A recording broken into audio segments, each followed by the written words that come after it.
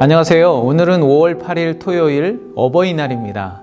한 절 한 끼를 구독하시는 모든 믿음의 부모님들 늘 영육 안에 강건하시고 여러분을 통해서 믿음의 유산이 또 하나님의 형통한 은혜가 자녀손들에게 잘 상속되기를 간절히 축복합니다. 어제는 하나님께서 왜 이스라엘을 광야로 내보내셔서 마치 광야에 갇힌 바 되게 하셨는지, 그 가운데 하나님의 뜻, 하나님의 의도가 무엇인지를 살펴보았습니다. 오늘은 조금 더 나아가 하나님께서 왜 이스라엘을 홍해로 이끄셨는지를 통해서 하나님의 은혜를 찾아보고자 합니다. 먼저 15절과 16절 말씀을 보겠습니다.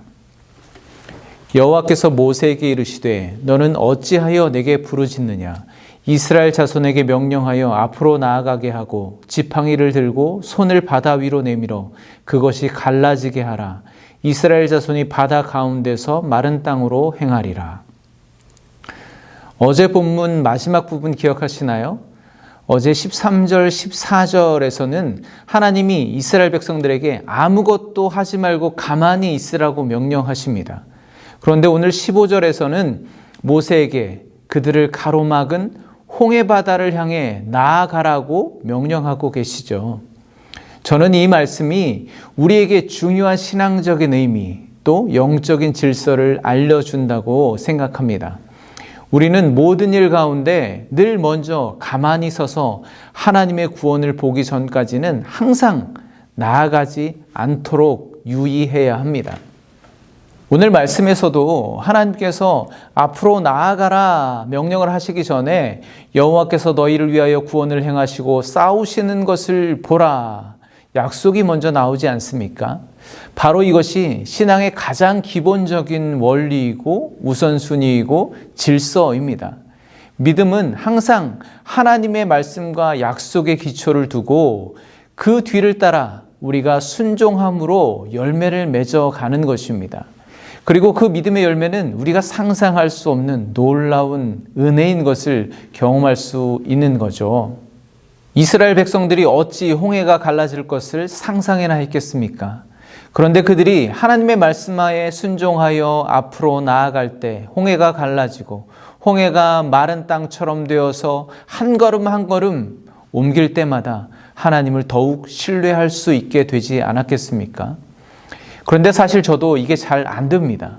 하나님을 먼저 보고 신뢰하며 나아가는 게 잘 되지가 않죠.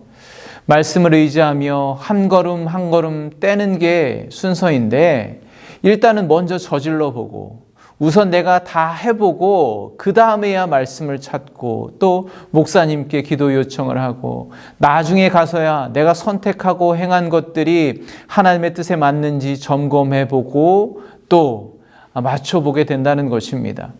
그러니까 늘 무언가 열심히 하는 것 같지만 정작 순종을 통해 얻어지는 풍성한 믿음의 열매는 경험하지 못하는 경우가 참 많이 있다는 것이죠.